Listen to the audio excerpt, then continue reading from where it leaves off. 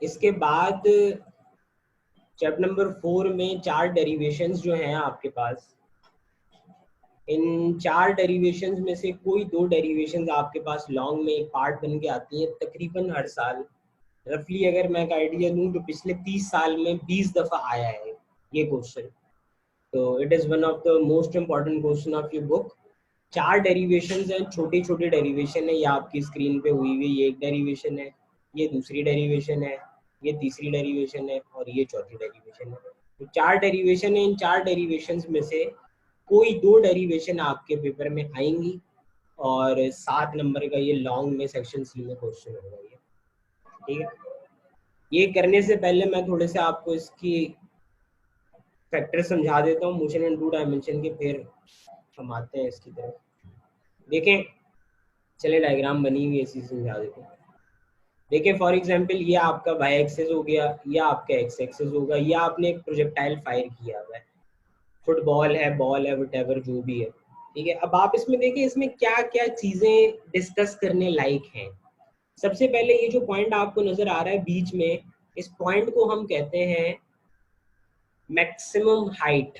ठीक है, अब इस मैक्सिमम हाइट को पहुंचने के लिए आपको कुछ टाइम लगता है, तो उसको हम कहते हैं time to reach maximum height. ये है आपकी पहली derivation, time taken by the projectile to reach the maximum height. इसके बाद ऑब्वियस सी बात है कि ये एक हाइट भी एक फैक्टर है आपका। तो दूसरी डेरिवेशन है आपकी maximum height of the projectile. आप इससे पीछे देख लें तो प्रोजेक्टाइल नीचे है, आप इससे आगे देख लें तो प्रोजेक्टाइल नीचे जा रहा है। इस पॉइंट से ऊपर कुछ नहीं है, इस पॉइंट से नीचे नीचे है काम। तो इस पॉइंट को हम कहते हैं मैक्सिमम हाइट, और दूसरी डेरिवेशन आपकी होती है maximum height reach by the projectile. ठीक है, इसके बाद तीसरी चीज है, आप देखें यहां से लेकर यहां तक का जो टाइम था, इसे आपने कहा था time taken by the projectile to reach its maximum height. अब जो बाकी टाइम होगा वो किस गिनती में आएगा? तो ये वाला टाइम जो कि आप ऑलरेडी निकाल चुके हो, प्लस ये वाला टाइम, ये पूरा जो टाइम है इसको हम कहते हैं total time of flight. Normally आपका जब प्लेन टेक ऑफ करता है तो प्लेन भी आपका इसी तरीके से एक शहर से जाता है और दूसरे शहर इसी तरह लैंड कर जाता है। तो इस वजह से फ्लाइट का वर्ड आप काफी दफा सुनोगे यहाँ पे। तो उसे हम कहते हैं total time of the flight. ये है आपकी तीसरी derivation, total time of flight of projectile. चौथी बात है कि आपने यहाँ से एक बॉल या फुटबॉल थ्रो की है और वो यहाँ से ट्रेवल करते करते करते करते आपका इस स्टेज पे पहुंच गया है। तो अगर ये इस स्टेज पे पहुंच गया है तो देखिए पहले वो यहाँ था और अब वो यहाँ है, तो यहाँ से लेके यहाँ तक ये जमीनी फासला भी तो कवर हुआ है। तो इस जमीनी फासले को आप क्या कहते हो? इसको आप कहते हो रेंज। ये जो कैपिटल आर नजर आ रहा है इसको हम कहते हैं range. Time taken by a projectile to reach the maximum height is denoted by small t. Maximum height is denoted by capital H. Total time of flight is denoted by capital T and range is denoted by capital R. ये 4 चीजें हैं जिनकी आपने derivations करनी है एक एक करके। अब देखें, करना सिंपली आपने ये है, जब आप पहली डेरिवेशन करोगे तो आपने इस पूरी डायग्राम में सिर्फ जो चीज याद रखनी है वो यहाँ से लेके यहाँ तक की चीज याद रखनी है, because you are going to find out the time taken by the projectile to reach its maximum height. Maximum height बस यहाँ तक है, इसके बाद का कुछ भी आप डिस्कस नहीं कर सकते फिलहाल इसमें। ठीक है, अच्छा, आसान एक और वजह से भी ये हो जाती है क्योंकि इन चारों डेरिवेशंस में you will just use your equations of motion, इसके अलावा कुछ और यूज नहीं होगा। कोई एक इक्वेशन ऑफ मोशन यूज होगी और आपका आंसर आ जाएगा। कुछ डेरिवेशन ऐसी हैं जिसमें 2 इक्वेशन ऑफ मोशन भी यूज हो सकती हैं, तो जो आपको आसान लगेंगी आप उससे कर लो। अब देखें, पहली डेरिवेशन क्या है आपके पास? Time taken by the projectile to reach the maximum height. Definition पहले डिफाइन करने के लिए आपको कहा जाता है, it is the time required by a projectile to reach its maximum height. Simple definition है। अब इसकी डेरिवेशन अगर हम करें तो if T be the time, small T जो कि इसकी नोटेशन होती है, If t be the time taken by the projectile to reach the maximum height, then it can be found by using the formula this. अब देखें इस फॉर्मूले से पहले आपने क्या करना है, ये यहाँ पे डायरेक्ट लिख दिया है इन्होंने। इस फॉर्मूले से पहले आप लिखेंगे कि वी नो दैट, हमें पता है कि वी एफ किसके इक्वल होता है, V I plus A T के। ये आपकी पहली इक्वेशन ऑफ मोशन आ गई। अब इस इक्वेशन ऑफ मोशन को आपने या तो x के रिस्पेक्ट से लिखना है या y के रिस्पेक्ट से लिखना है in order to solve your derivation. आप क्या कर रहे हो, यहाँ से लेके यहाँ तक का टाइम निकाल रहे हो, और ऑब्वियस सी बात है एक्स एक्सिस पे कोई मोशन फिलहाल है नहीं यहाँ पे, तो बेहतर यही है कि एक्स एक्सिस पे डेटा क्योंकि नहीं बनेगा तो आप इसको y के रिस्पेक्ट से लिखो। तो देखो हमने क्या किया है, वी एफ को लिख दिया है वी एफ वाई, वी आई को लिख दिया है वी आई वाई, ए को लिख दिया है ए वाई, और टी किसी भी एक्सिस का नहीं होता, टाइम होता है, उसको किसी एक्सिस के रिस्पेक्ट से आप डिस्कस नहीं कर सकते, तो उसको हमने ऐसे ही लिख दिया। ठीक है, अब आप देखो निकाल क्या रहे हो, ये जो टी नजर आ रहा है ना आपको इसमें, ये वाला टी, ये आपने फाइंड आउट करना है। तो इसको फाइंड आउट करने के लिए आपको बाकी तीनों चीजें पता होनी चाहिए, which is your V F Y, V I Y and A Y.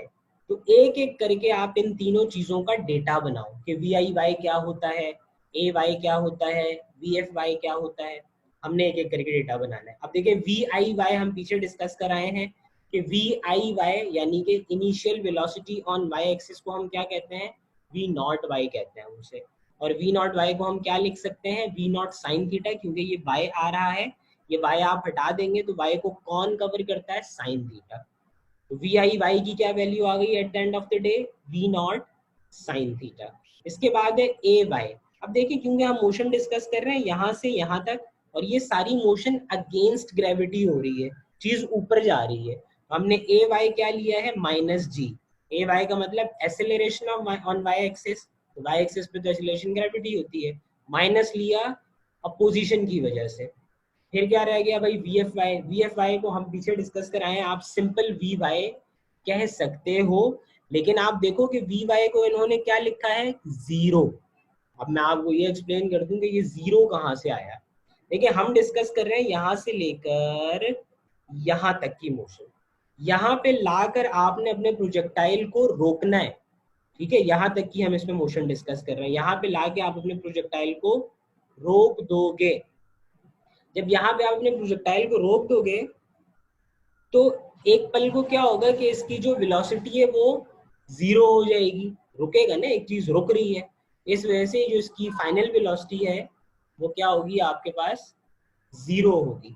ठीक है, तो अब आप देखें ये जो पहली आपकी इक्वेशन ऑफ मोशन थी, v F y is equal to v I y plus a y और डी, वी एफ वाई की जगह आपने लिख दिया जीरो, इज इक्वल की जगह आपने इज इक्वल ही लिखा, वी आई वाई की जगह आपने लिख दिया v naught sine theta, plus a y की जगह आ गया माइनस जी, टी ऐसे ही रहा। बस अब ये टी आपने अलग करना है, तो ये आपको टी की वैल्यू पता चल जाएगी। कैसे अलग होगा भाई ये टी, ये माइनस का जी टी है, इसे हम वहां मूव करा दिया, ये बन गया प्लस का जी टी। हमने ये टी निकालना है, ग्रेविटी इससे मल्टीप्लाई हो रहा है, दूसरी साइड जाके डिवाइड हो जाएगी, तो टी क्या आ गया आपके पास, V naught sine theta over जी। तो ये आपकी पहली डेरिवेशन है, सिंपल, कुछ भी नहीं किया हमने, ये इक्वेशन ऑफ मोशन लिखी है। इसके बाद हमने ये टी निकालना था, तो बाकी तीन चीजों को हमने, ये डेटा समझ लें, आपका डेटा है ये, तीनों चीजों को आपने डिफाइन किया।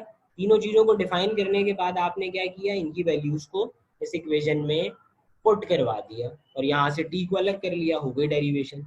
बहुत आसान डेरिवेशन है, कोई हार्ड एंड फास्ट काम नहीं है इसमें। आयशा आप बीच में चली गई थी, तो मैंने क्लास रिकॉर्डिंग पे लगा दी थी, तो ऑब्वियसली पहली डेरिवेशन आपको समझ नहीं आएगी, हो सकता है दूसरी डेरिवेशन भी आपको समझ ना आए, लेकिन ये क्लास आप दोबारा देख लेंगी तो आपको समझ आ जाएगी। तो अगर आप लीव करना चाहें तो लीव कर दें, क्योंकि मैंने ये फैक्टर्स सारे समझाए थे, अगर ये फैक्टर्स क्लियर नहीं होंगे तो मुश्किल से समझ आएगी, पल्ले नहीं लगेगी। लेकिन रिकॉर्ड कर रहा हूँ मैं आपके लिए, मैं अपलोड कर दूंगा, वहाँ आप देख लेंगे, आपको इंशाल्लाह सारी चीज़ें क्लियर हो जाएंगी। रहना चाहें तो रह लें, लीव करना चाहें तो लीव कर दें, सबको। सेकंड डेरिवेशन हम, अच्छा Fakiha, Daniya, is there any problem in first derivation? नहीं सर, नहीं सर, ठीक हो गया। नेक्स्ट डेरिवेशन है आपके पास maximum height reached by the projectile. अब देखें डेफिनेशन सिंपल वो ही लिखते हैं कि मैं जो आपका maximum height reach by the projectile क्या होगा कि एक प्रोजेक्टाइल मैक्सिमम किस पॉइंट पे पहुंच रहा है वो maximum height reach by the projectile है। इन्होंने लिखा है the maximum vertical distance attain bye the projectile is called maximum height, और इसकी नोटेशन कैपिटल एच होती है।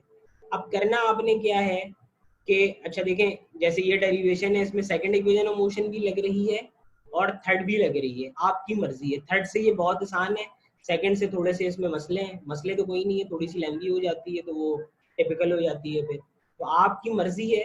आपको याद होगा जब लास्ट टाइम हम चैप्टर नंबर 3 किया करते थे मैट्रिक क्लास में, तो समटाइम्स ऐसा होता था कि कभी second equation of motion third equation of motion दोनों में से कोई भी लगा के आपका आंसर आ जाता था। तो सेम स्टोरी है, कोई भी आप लगा सकते हो आंसर लाने के लिए। मैं थर्ड से करवा देता हूँ क्योंकि थर्ड से इजी है, आसानी से हो जाएगी। अब देखें हमने काम करना है मैक्सिमम हाइट पे, तो ऑब्वियस सी बात है फर्स्ट इक्वेशन ऑफ मोशन तो हो गई fail. First equation of motion में तो हाइट है ही नहीं ना, डिस्टेंस है ही नहीं, तो वो तो लगा ही नहीं सकते। सेकंड और थर्ड में आ रहा है तो सेकंड थर्ड में से कोई सी भी आप लगा सकते हैं। अब इन्होंने दोबारा वही इशू किया है कि लिखी नहीं है पहले। पहले देखें आप लिखो 2as is equal to v f का स्क्वायर और माइनस वी आई का स्क्वायर, ठीक है, ये आपकी होती है थर्ड इक्वेशन ऑफ मोशन। अब अगेन आपका सबसे पहला काम क्या होता है कि आप अपनी इक्वेशन ऑफ मोशन को x या y के रिस्पेक्ट से लिखो। अब आप देखें 2 तो ऐसे ही रहेगा, उसका x y से कोई लेना देना नहीं होता। a को आपने क्या लिख दिया a y, s को आपने लिख दिया y, y का मतलब है वर्टिकल डिस्टेंस यानी कि y एक्सिस पर डिस्टेंस। vf को vf ही रहने दिया क्योंकि हमें पता है वी एफ वाई वैसे कहते हैं इसको, आप वी एफ को वी एफ ना रहने दें, वी एफ वाई कहते हैं जिसको हम वी वाई कहेंगे बाद में। कोई वी एफ नहीं रहेगा, वी एफ वाई हो जाएगा, वाई यहाँ पे मिसिंग है, यहाँ लिख दीजिएगा। और वी आई को आप वी नॉट वाई या वी आई वाई कह देते हो। तो इस तरह ये सेकंड इक्वेशन ऑफ मोशन में मैनिपुलेशन होके ये शक्ल बन जाती है। तो ये कुछ नई चीज नहीं है, ये सेकंड इक्वेशन ऑफ मोशन ही है। अब देखें आपने फाइंड आउट क्या करना था, आपने फाइंड आउट करना था वर्टिकल डिस्टेंस, यानी कि ये y आपका। तो आपको बाकी सारी चीजें पता होनी चाहिए, वी एफ पता होना चाहिए, v F Y, v naught y और ए वाई पता होना चाहिए। तो एक एक करके आप इन तीनों चीजों को डिफाइन करोगे। ए वाई को आपने क्या लिख दिया माइनस जी, जो कि हम लास्ट डेरिवेशन में भी लिखा था हमने। माइनस जी का क्या मतलब है कि एक्सेलरेशन ऑन वाई एक्सेस, ठीक है। और माइनस क्यों ले रहे हैं, स्टिल जो है मैक्सिमम हाइट का जो हिस्सा होता है वो आपका अगेंस्ट जाके ही कवर होगा। y को हमने कैपिटल Y को कह दिया कैपिटल H, कैपिटल H का मतलब है मैक्सिमम हाइट। इसके बाद जो ये वी एफ वाई था ना, आप देखें वी वाई इन्होंने लिखा है तो वी वाई कहाँ से आया, तो वी एफ वाई को आपने वी वाई कहा है, वहां लिख दीजिएगा v F y is equal to v y is equal to 0। 0 क्यों हुआ, लास्ट में भी हुआ था, ये दोबारा हुआ। जब हम मैक्सिमम हाइट पर काम करेंगे, मैक्सिमम हाइट क्या है यहाँ पे, तो यहाँ तो आपको अपना प्रोजेक्टाइल रोकना पड़ेगा ना, रुके बगैर तो आप इस हाइट को नहीं निकाल सकते। जब रोकोगे तो फाइनल वेलोसिटी क्या हो जाएगी आपके पास, 0 हो जाएगी। तो ये हो गया 0, ठीक है। अब आप देखें आपको क्या y फाइंड आउट करना था, y को आपने h कह दिया, ए वाई को माइनस जी कह दिया, वी एफ वाई को वी वाई कह दिया जो कि 0 होता है, और वी आई को वी आई वाई या वी नॉट वाई कह दिया। इन्होंने यहीं पे रिप्लेस करवा दिया था तो नीचे डिस्कस नहीं किया। अब देखें 2 ऐसे ही रहा, ए वाई की जगह आ गया माइनस जी, इस वाई की जगह आ गया एच इज इक्वल टू ऐसे ही रहा, वी एफ की जगह आ गया 0 क्योंकि वी एफ वी वाई का आता और वो 0 हो गया था, और वी नॉट वाई की जगह हमने लिख दिया वी नॉट साइन थीटा। अब ये जो स्क्वायर आ रहा है ना, यहाँ पे एक और मिस्टेक है, ये स्क्वायर ब्रैकेट के बाहर आएगा। इन्होंने साइन थीटा के ऊपर डाला हुआ, ये साइन थीटा के ऊपर नहीं है, ये ब्रैकेट के बाहर है, ठीक है। तो इसे ठीक कर लीजिएगा, वी नॉट साइन थीटा के होल पे स्क्वायर आएगा ये। अब आप देखें 0 तो खत्म हो गया, माइनस ही ऐसे ही रहा क्योंकि बाहर था, वो स्क्वायर जब अप्लाई होगा तो ये क्या बन जाएगा, v naught square sine square theta. ये माइनस से माइनस कैंसिल कर दें, एच आपको निकालना है कैपिटल, तो 2g रह जाएगा, 2g मल्टीप्लाई हो रहा है, दूसरी साइड जाके हो जाएगा डिवाइड। इस तरह आपकी maximum height reach by the projectile क्या आ जाएगी, v naught square sine square theta over 2g। ये है आपकी डेरिवेशन नंबर 2।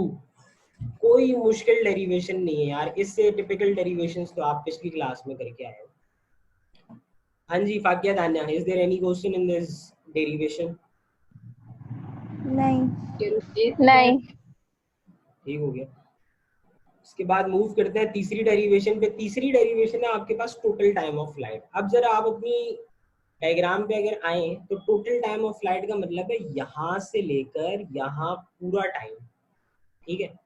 तो अब ये पूरा टाइम जो है टोटल टाइम ऑफ फ्लाइट, इसमें हम यहाँ रुक नहीं रहे। इसका मतलब कि अब जो डेटा हमने लेना है वो हम ये पूरे का पूरा डेटा हमने इसमें यूटिलाइज करना है। तो अगेन वैसे ही हम स्टार्ट करेंगे। सबसे पहले डेफिनेशन क्या आता है, time during which projectile remains in air is called total time of flight. Derivation simple आप देखें, हमने दोबारा इन्होंने इक्वेशन ऑफ मोशन नहीं लिखी। सेकंड इक्वेशन ऑफ मोशन ली हमने, s equal to v i t plus half a t square, ठीक है। अब देखिए एस को हमने वही वर्टिकल डिस्टेंस, एस को हमने वाई का नाम दे दिया। सर यहाँ पर फर्स्ट ले सकते हैं, फर्स्ट इक्वेशन ऑफ मोशन नहीं ले सकते?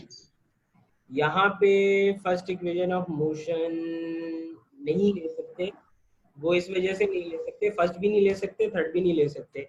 वी एफ अगर हम लेंगे फर्स्ट या थर्ड तो उसमें आ रहा होगा ये factor V F. We f का मतलब होता है वो वेलोसिटी जिससे जाके टकराएगा आपका प्रोजेक्टाइल, तो वो वाली वेलोसिटी हम क्या लेंगे फिर? हमने कोई ऐसी चीज लेंगे जिसमें वी एफ ना आ रहा हो, और सेकंड इक्वेशन के अलावा कोई इक्वेशन है ही नहीं ऐसी जिसमें वी एफ ना आ रहा हो। तो नहीं पता ना हमें कि वी एफ को हम क्या कहेंगे। हमने देखे जब हम हाइट पे काम कर रहे थे और जब या टाइम पे काम कर रहे थे, तो इस वक्त तो हमें वी एफ हम जीरो ले सकते थे ना, क्योंकि हमने चीज को ला के रोका। यहाँ पे जब नीचे आती है ना तो चीज आके रुकती नहीं है, चीज आके स्ट्राइक करती है, उस वक्त उसकी कोई वेलोसिटी होती है। यहाँ पे चीज रुकती है, यहाँ जीरो होती है, यहाँ जीरो नहीं होती कभी भी, क्योंकि हमें वी एफ नहीं पता। इस वजह से हम थर्ड या फर्स्ट नहीं ले सकते, सेकंड ही ले सकते हैं। तो अब देखिए सेकंड को अब हमने या तो एक्स के रिस्पेक्ट से लिखना है या वाई के रिस्पेक्ट से लिखना है। इन्होंने वाई के रिस्पेक्ट से लिखा, ठीक है। अब वाई के रिस्पेक्ट से आप इसको लिखें तो देखिए पहली पहली दूसरी तीसरी तीनों डेरिवेशन आपकी वाई के रिस्पेक्ट से हो जाएंगी। सिर्फ चौथी डेरिवेशन आप एक्स के रिस्पेक्ट से लिखोगे जब आप रेंज पे काम करोगे, बाकी तीनों डेरिवेशन आपने वाई के रिस्पेक्ट से करनी है। तो देखिए एस को इन्होंने कह दिया वाई, यानी कि वर्टिकल डिस्टेंस। वी आई को कहते हैं वी आई वाई, ठीक है। टाइम टाइम ही होता है, प्लस हाफ को भी कोई फर्क नहीं पड़ेगा। ए को कह दोगे आप ए वाई और फिर हो जाएगा आपका ये टी का स्क्वायर, ठीक है। देखें ये चीज इन्होंने आपको लिख के दी हुई है डायरेक्टली। अब आपने एक एक करके चीजों को डिफाइन करना है कि ये वाई क्या होगा। अब देखिए वाई को लिखा जीरो, ठीक है। क्यों भाई जीरो क्यों होगा भाई? देखिए ये है आपका प्रोजेक्टाइल जो मूव होके आया है, ये प्रोजेक्टाइल है। अब हम इसका टोटल टाइम डिस्कस कर रहे हैं, यानी कि यहाँ से लेके यहाँ तक तो पूरी मोशन डिस्कस कर रहे हैं। यहाँ से वो चलना स्टार्ट हुआ और यहाँ पे वो आ गया, तो आप देखें जहां से वो चलना स्टार्ट हुआ और यहाँ जहाँ आ गया है, इस हाइट में और इस हाइट में कोई फर्क नहीं है। It is at the same height. इसका मतलब उसकी कोई हाइट कवर नहीं हुई। आप खुद भी सोचें कि एक ग्राउंड है, ठीक है, उसमें फुटबॉल खेली जा रही है। अगर फुटबॉलर जो आपका गोलकीपर है वो यहाँ से अगर उसको किक लगा रहा है तो वो दूसरी जगह अगर जा रही है प्लेयर्स के पास, तो स्टिल ये बंदा भी जो है जमीन पे था और वो भी सब भी जमीन पे, तो हाइट कौन सी कवर हुई? Eight the end of the day तो चीज वहीं आ गई ना जहाँ पे वो थी। तो इस वजह से हम क्योंकि टोटल फ्लाइट डिस्कस कर रहे हैं तो हमारी हाइट क्या होगी? जीरो। पीछे हमारी हाइट एच थी क्योंकि हमारी चीज बीच में थी, वहां पे यहाँ पे थी, ये हाइट थी कोई ना कोई। अब हमारी चीज यहाँ आ गई है, तो यहाँ तो कोई हाइट ना हुई ना, जहां से चीज शुरू हुई थी वहीं पे चीज आ गई दोबारा, तो हाइट कहाँ गई? हाइट तो कोई ना हुई। तो इस वजह से ये वाई हो गया हमारा जीरो। वी आई वाई को हम पीछे भी वी नॉट वाई और वी नॉट साइन थीटा कह चुके हैं। ए वाई भी आपको पता है, इसको हम माइनस जी कहते हैं। और स्मॉल टी को अभी हमने क्या कहा है? कैपिटल टी का है। उसका रीजन ये है कि स्मॉल टी हम यूज करते हैं time to reach maximum height के लिए, और कैपिटल टी को हम यूज करते हैं टोटल टाइम ऑफ फ्लाइट के लिए, ठीक है। तो हमने एक एक करके चीजें डिफाइन कर दी हैं। इसके बाद हमने क्या करना है, इसको पुट करवा देना है अपना जो फॉर्मूला हमने लिखा है उसमें। देखिए y की जगह हमने 0 पुट करवा दिया, फिर वी आई वाई की जगह लिख दिया v naught sine theta, small d की जगह कैपिटल डी, प्लस की जगह प्लस, हाफ की जगह हाफ, ए वाई की जगह माइनस जी, और स्मॉल टी स्क्वायर की जगह कैपिटल टी स्क्वायर। अब ये चीज क्या बन गई, 0 ऐसे ही रहा, ये पूरा फैक्टर ऐसे ही रहा, plus minus minus half G T square. अब ये माइनस का हाफ जी टी स्क्वायर है, इसे आपने दूसरी साइड मूव करा दिया, it become half G T square of positive. अब आप देखें ये एक टी से एक टी कैंसिल, ठीक है, ये जो एक टी स्क्वायर और ये टी है ना, तो एक टी स्क्वायर से ये वाला टी कैंसिल, तो आप देखें ये स्क्वायर खत्म हो गया और यहाँ से टी गायब हो गया। अब आपने ये टी निकालना था, तो 2 यहाँ डिवाइड हो रहा है, दूसरी साइड जाके मल्टीप्लाई हो गया, और जी यहाँ मल्टीप्लाई होता है, दूसरी साइड जाके डिवाइड हो गया। इस तरह आपकी टोटल टाइम ऑफ फ्लाइट क्या आ गया, 2v0 sin theta over g. This is your third derivation. एक जैसी डेरिवेशन है यार, सारी की सारी छोटे छोटे न्यूमेरिकल टाइप डेरिवेशन है, कोई मुश्किल बात नहीं है। बताइए भाई, इसमें कोई क्वेश्चन? नहीं। जी फाकिया? नहीं। नहीं सर। इसके बाद आपकी लास्ट डेरिवेशन है। लास्ट डेरिवेशन क्या है, रेंज ऑफ प्रोजेक्टाइल। रेंज क्या होता है कि अगर ये आपका प्रोजेक्टाइल है, तो यहाँ से वो फायर हुआ है और यहाँ आके वो गिरा है, तो ये जितना हिस्सा है इसको हम कहते हैं रेंज, ठीक है, ये रेंज है आपकी। तो हमने अब निकालनी है रेंज। अब देखिए एग्जैक्टली आपने सेम वही काम करना है, डेफिनेशन में पढ़ देता हूँ उसकी। The horizontal distance covered by the projectile between the point of projection and the point of return to level of projection. जहां से आपने शॉर्ट की एक चीज और जहां पे आगे वो लग गई, यहां से लेके यहां तक का जो हॉरिजॉन्टल डिस्टेंस है, जमीनी फासला, उसको आप कहते हो रेंज ऑफ प्रोजेक्टाइल, और इसकी नोटेशन कैपिटल आर होती है। वही आपने सेकंड इक्वेशन ऑफ मोशन ली है, लिखी इन्होंने दोबारा नहीं है, वो आपने लिखनी है। S is equal to v i t plus half a t square, ठीक है। अब आप देखें इसको, आपने, मैं आपको ऑलरेडी बता चुका हूँ कि 4 डेरिवेशन है, सिंपल आप याद रख सकते हो। सिर्फ रेंज वाली आपने एक्स के रिस्पेक्ट से लिखनी है, बाकी सब वाई के रिस्पेक्ट से लिखनी है। अब इसको आप एक्स के रिस्पेक्ट से लिखना स्टार्ट करो, क्योंकि अब हम हॉरिजॉन्टल डिस्टेंस निकाल रहे हैं जो कि एक्स एक्सिस पे होता है, तो obviously we need to write it on the x axis. S को आप कह दो कैपिटल एक्स, यानी कि हॉरिजॉन्टल डिस्टेंस, जिसको बाद में आर कह दीजिएगा क्योंकि हम आर कहते हैं उसको। वी आई को क्या कह दो, वी आई एक्स कह दो इसको, ठीक है, टी टी ही रहेगा। फिर उसके बाद प्लस हाफ ऐसे ही रहेगा। ए को आप कहोगे ए एक्स, जो कि आपको पता है कि हमेशा 0 होता है प्रोजेक्टाइल में, ठीक है, ये हो गया। अब आपने निकालना क्या है, ये x निकालना है, जिसको आप r कह दोगे। बाकी डेटा को आप डिफाइन कर दें और सॉल्व कर लें। अब आप देखें x को हमने कह दिया r, वी आई एक्स को वी नॉट कॉस थीटा कहते हैं, पहले भी कह चुके हैं जब पहले पेज पे हमने काम किया था। अब t जो हमने लेना है वो कौन सा t लेना है, आया हमने वो जो time to reach maximum height था वो लेना है, या हमने टोटल टाइम ऑफ फ्लाइट लेना है। तो ऑब्वियस सी बात है कि टोटल टाइम ऑफ फ्लाइट लेना है, क्योंकि हम क्या चीज डिस्कस कर रहे हैं, हम डिस्कस कर रहे हैं यहाँ से लेके यहाँ तक जो वो चीज पहुंच गई है उसकी रेंज, तो उसमें तो total time of flight use होगा ना कि ये आधा टाइम यूज होगा। तो हमने टोटल टाइम लेना है जो कि हमें ऑलरेडी पता है, हम ड्राइव करके आ चुके हैं। अब इन केस अगर पेपर में रेंज वाली डेरिवेशन आएगी तो ज्यादातर चांसेस हैं कि उसके साथ या तो ये वाली डेरिवेशन आएगी टोटल टाइम ऑफ फ्लाइट वाली, या simple time to reach maximum height वाली। तो आपको ऑलरेडी टी पता ही होगा। कैसे पता होगा, ये जो time to reach maximum height है और ये जो टोटल टाइम ऑफ फ्लाइट है, इसमें सिर्फ 2 का फर्क है। ये V naught sine theta upon G के साथ 2 भी आ रहा है, और यहाँ पे सिर्फ V naught sine theta upon G आएगा। तो ये आपको याद नहीं रखना, आपको पता चल जाएगा खुद ही। यूज कौन सा होगा, capital t, 2 v naught sine theta upon g. A x में आपको बता चुका, हमेशा 0 होगा, हमेशा 0 होगा। बस सिंपली आपने अपनी वैल्यूज को पुट करवाए, डेटा आपने डिफाइन कर दिया है। एक्स की जगह हमने लिख दिया कैपिटल आर, इज इक्वल की जगह आ गया इज इक्वल आपका, ठीक है, वी आई एक्स की जगह आ गया वी नॉट कॉस थीटा। ये टी है टोटल टाइम, ठीक है, जो हम लिख चुके हैं 2 v naught sine theta upon g plus. अब देखिए क्योंकि हमें पता है कि ए एक्स 0 होगा, तो बाकी ये तो पूरी की पूरी चीज यहाँ से लेके यहाँ तक ये सभी 0 हो जाएगी। ये जितना भी फैक्टर आपका ये बन रहा है, क्योंकि ये सब मल्टीप्लाई हो रहा है, ये तो सबका सब जीरो होगा। तो इसमें आप लिखें ना लिखें, सिर्फ ax को जीरो लिख दें, बाकी सब वैसे ही जीरो हो जाएगा। ठीक है, तो ये अगले स्टेप में इन्होंने जीरो करा दिया है। You are left with v naught square, और बाकी ये 2 और साइन थीटा कॉस थीटा हमने साथ लिख दिया। 2 साइन थीटा कॉस थीटा क्यों लिखा वो नेक्स्ट स्टेप में पता चल जाएगा हमें। अब देखें ये जो 2 साइन थीटा कॉस थीटा ये ट्रिग्नोमेट्री का एक फॉर्मूला है।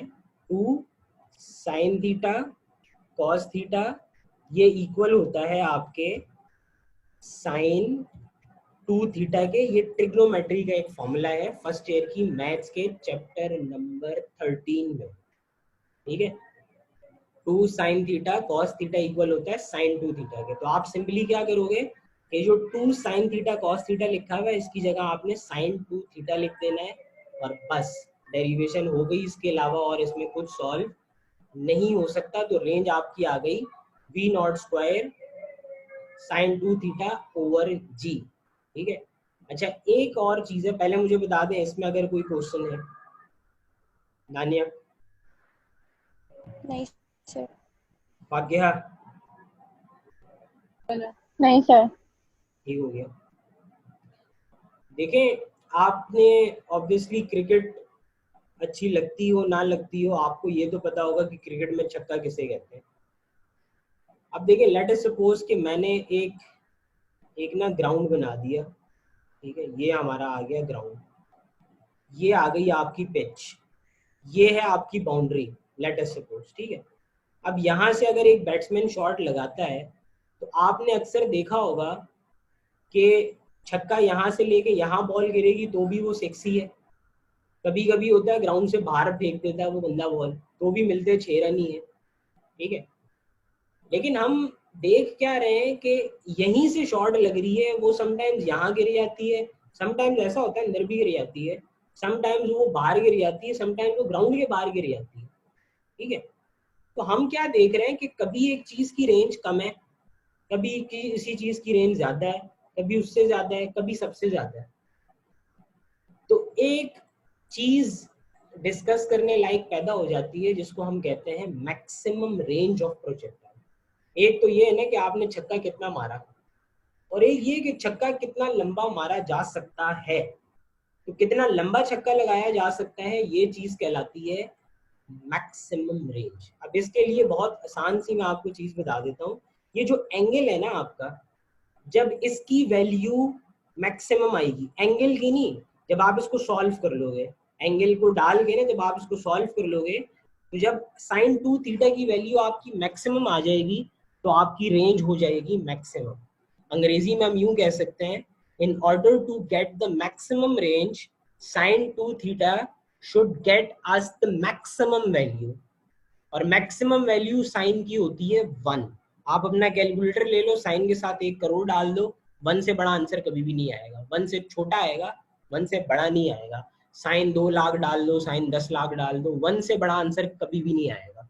ठीक है, एरर आ जाएगा लेकिन 1 से बड़ा आंसर नहीं आएगा अगर आप जबरदस्ती करोगे उससे। तो अगर आपको मैक्सिमम रेंज चाहिए तो आपकी ये जो फैक्टर है ना साइन 2 थीटा, इसका आंसर मैक्सिमम आना चाहिए, और मैक्सिमम 1 होता है। तो ये वैसे डेरिवेशन इसके साथ नहीं आती, जो डेरिवेशन आती है वो हम कर चुके हैं, लेकिन न्यूमेरिकल में एक बहुत इंपॉर्टेंट चीज है, ये कोई 10 न्यूमेरिकल इस तरह होंगे आपके, इसलिए बता रहा हूँ। देखिए आर की वैल्यू तो आपने ये निकाल दी, V naught square sine 2 theta upon G.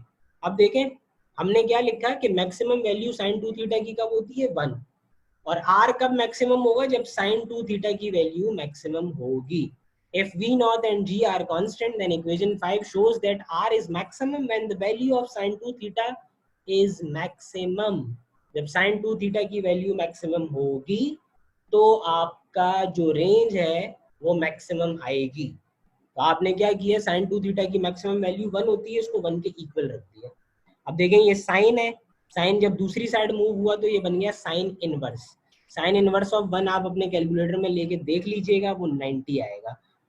अब 2 यहाँ मल्टीप्लाई हो रहा है थीटा से, वहां जाके डिवाइड किया 90 से तो बन गया 45। तो हमें क्या पता चला, जब थीटा 45 होगा तो आपकी रेंज मैक्सिमम आएगी। ग्राफिकल रिप्रेजेंटेशन बराबर में ही हुई हुई है। आप देखें जब 30 डिग्री में हमने फायर किया तो यहाँ आया प्रोजेक्टाइल, 60 पे फायर किया तो भी वही यही आया प्रोजेक्टाइल, लेकिन जब 45 पे फायर किया देखें वो 60 और 30 से कहीं आगे जाके गिरा है। हमने ये ग्राफिकली भी शो कर दिया और फिर इसको पुट भी कराया। जो फॉर्मूला हमने निकाला था ना V naught square sine 2 theta upon G, उसमें थीटा 45 पुट करवाया तो 245 हो गया 90, साइन 90 होता है 1। तो देखें आर मैक्स यानी कि मैक्सिमम रेंज अब आपकी कितनी आ रही है, वी नॉट स्क्वायर ओवर जी। तो क्या लिखा हमने कि for the maximum horizontal range the angle of projection should be equal to 45 degree. तो ये है आपका complete topic motion in two dimension projectile motion का, जिसके सारे फैक्टर्स एक एक करके हमने डिस्कस किए। Time to reach maximum height, total time of flight, range and maximum range. अब ये जो आखिरी वाली बात है मैक्सिमम रेंज, ये पेपर में तो बहुत कम चांसेस है आए, वो हम क्वेश्चन लिस्ट में देखेंगे कि क्या कितनी आई है वो। लेकिन शुरू की जो 4 डेरिवेशन है इनमें से कोई 2 डेरिवेशन आपके तकरीबन हर साल आती हैं लॉन्ग में, जो कि आपने करनी होती हैं और बहुत आसान है, कोई मुश्किल बात नहीं है। अब होमवर्क क्या बनता है, देखिए सबसे पहले आयशा के लिए रिकॉर्डिंग है इस क्लास की, तो आयशा का होमवर्क ये बनेगा कि इससे पहले ऑलरेडी एक लेक्चर उनके लिए पढ़ा हुआ होगा, वो मैं प्राइवेसी में उनको ऐड कर दूंगा। केमिस्ट्री का वो लेक्चर उन्होंने देखना है। उसके बाद पीडीएफ एमसीक्यूज का भी और पीडीएफ न्यूमेरिकल का भी मैसेंजर पे आयशा मैं सेंड कर दूंगा, वो आपने देखने हैं। जो एमसीक्यूज हैं पीडीएफ वाले वो अनसॉल्व हैं, वो आपने खुद सॉल्व करने हैं और सॉल्व करके आपने मुझे सेंड करने हैं। I will check them out, ठीक है। आप एडिट करके टिक टिक लगा दीजिएगा बस, और नोट्स आपके पास हैं तो उसमें सर्च कर लीजिएगा। तो क्या क्या काम बन जाता है, न्यूमेरिकल्स हैं उनको थॉरली, अब सबसे पहले तो आपने केमिस्ट्री वाली क्लास लेनी है आयशा। सेकेंडली आपने न्यूमेरिकल्स थॉरली ऑब्जर्व करने हैं चैप्टर नंबर 2 के केमिस्ट्री वाले। देन एमसीक्यू से आपके पास केमिस्ट्री के, वो आपने थॉरली देखने। इन केस फाकिया आपको, दानिया आपको, आयशा, तीनों को कोई भी इशू होगा, कोई एमसीक्यू से आपने पूछना होगा या इन केस को न्यूमेरिकल, तो आप मुझसे कल पूछ लीजिएगा, मैं बता दूंगा आपको। और उसके बाद आयशा चौथा काम है आपका, पहला काम हो गया लेक्चर, दूसरा काम न्यूमेरिकल्स को थॉरली देखना, तीसरा काम एमसीक्यूज, एंड आखिरी काम ये जो लेक्चर जो रिकॉर्ड किया जा रहा है इसको कंप्लीट लीजिए। और इसमें से करना क्या है आपने, सिंपल सिंपल देखिए, ये जो पहला पेज है इसमें कुछ हिस्सा हमें लेना पड़ेगा, वो हमें क्वेश्चन से पता चल जाएगा। लेकिन फिलहाल आपने क्या करना है, ये जिस तरह डेरिवेशन हुई है ना, ये टाइम से शुरू करें इसको, ठीक है। ये टाइम टेकन बाय यहाँ से शुरू होगा। पहली डेरिवेशन आपकी खत्म हुई यहाँ पे, फिर दूसरी डेरिवेशन शुरू हुई, एक एक नुक्ता डिस्कस किया वो खत्म करें, तीसरी डेरिवेशन शुरू हुई वो खत्म करें, चौथी शुरू हुई वो खत्म करें, और इसके साथ मैक्सिमम रेंज भी जिस तरह हुआ हुआ है वैसे ही करें।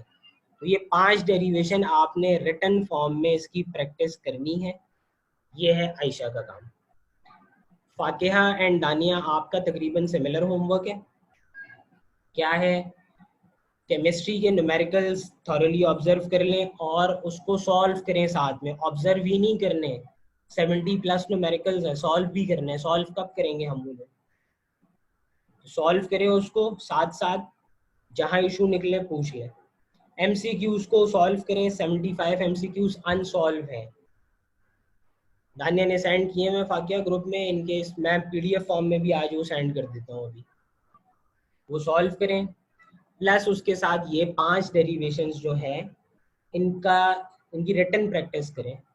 इन केस कोई इशू निकलता है इस सारे होमवर्क में तो वो मुझे कल बता दें, आप कल फर्दर डिस्कस करेंगे। तकरीबन ये जो आज हमने डिस्कस किया है इसको थ्योरी और डेरिवेशन के रिस्पेक्ट से अगर मैं देखूं तो तकरीबन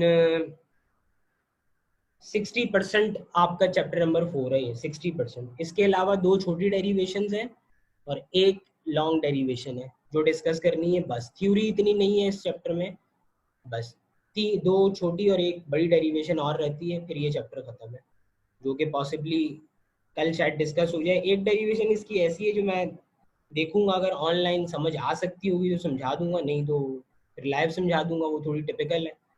तो मैं देख लूंगा, अगर हो सकती होगी तो मैं करा दूंगा online. Ji Dania, have you got any question? No sir. Ji Bhagya, कोई सवाल? नहीं सर। ठीक हो गया। सवाल तो कोई नहीं है, लेकिन आई मस्ट से होमवर्क बहुत सारा है आप लोगों के करने के लिए। तो कोशिश करें ज़्यादा से ज़्यादा टाइम दें, बाकी इधर उधर की मसरूफियात को घटाएं। एमसीक्यूज भी टाइम लेंगे आपके, 100 अराउंड एमसीक्यूज हैं। न्यूमेरिकल्स को थॉरली ऑब्जर्व कर लें। अब जो जो ये आ रहा है ना कि कोई मसला नहीं है, कोई मसला नहीं है, आज केमिस्ट्री डिस्कस होनी थी और आज फिजिक्स की कंप्लीट क्लास हुई है, तो ये मसले अगर कल को निकलेंगे ना तो बहुत तकलीफ देंगे ये। तो मसले निकालें और मसले पूछें। निकल तो जाएंगे मसले, टेस्टों में निकलेंगे ना फिर मसला होगा। थॉरली ऑब्जर्व करें न्यूमेरिकल्स को, साथ साथ सॉल्व करते जाएं जितने कर सकते हैं, और साथ साथ पूछते जाएं कि भाई ये न्यूमेरिकल नहीं आ रहा है, ये यहाँ पे मसला है, वो मैं डिस्कस कर लूँगा। एमसीक्यूज को सॉल्व करें, सर्चिंग का काम है वो, ताकि आपको ज़्यादा बेहतर और ज़्यादा लंबे अरसे तक याद रहे, इसलिए वो आपको ही दे रहा हूँ मैं। उसके बाद फिजिक्स हमने स्टार्ट कर दी है, चैप्टर नंबर 4। 5 डेरिवेशन है, बहुत ज़्यादा इसमें टाइम मेरा ख्याल है नहीं लगेगा, लेकिन 1 से 1.5 से 2 घंटा मैक्सिमम लग सकता है, कम से कम 1 घंटा, ज़्यादा से ज़्यादा 1.5 2 घंटे। वो आपने इसको देना है। ज़्यादा से ज़्यादा टाइम दें अपनी स्टडीज़ को, क्योंकि होमवर्क अचानक से काफ़ी जमा हो गया है, मुझे ऐसा लग रहा है। दानिया आपके लिए तो शायद बहुत ज़्यादा जमा नहीं हुआ, लेकिन फातिहा और आयशा के रिस्पेक्ट से ज़्यादा लग रहा है मुझे। तो कोई घबराने की ज़रूरत नहीं है, जो भी चीज़ करें फर्म करें। भले से कल आप ये 5 डेरिवेशन के साथ 25 30 एमसीक्यूज कराएं या 10 15 न्यूमेरिकल कराएं, जो भी चीज़ करें फॉर्म करें। आपको पता होना चाहिए कि न्यूमेरिकल 77 न्यूमेरिकल है, जिसमें chapter number 2 plus chapter number 1 है, जिसमें पीडीएफ जो मैं भी सेंड कर दूंगा, जिसमें 7 सॉल्व न्यूमेरिकल और 21 अनसॉल्व प्रैक्टिस पेपर के न्यूमेरिकल हैं। एमसीक्यूज 30 सॉल्व हैं और आपके तकरीबन 75 अनसॉल्व एमसीक्यूज हैं, और ये 5 आपके पास डेरिवेशन है जो आज हमने डिस्कस की। अपना ख्याल रखें, बर्डन लेने की कोई ज़रूरत नहीं है, कोई प्रेशराइज होने की ज़रूरत नहीं है, लेकिन वक्त दें स्टडीज़ को, फारिग बहुत ज़्यादा ना बैठे। ख्याल रखें अपना। अल्लाह हाफ़िज़। अल्लाह हाफिज़।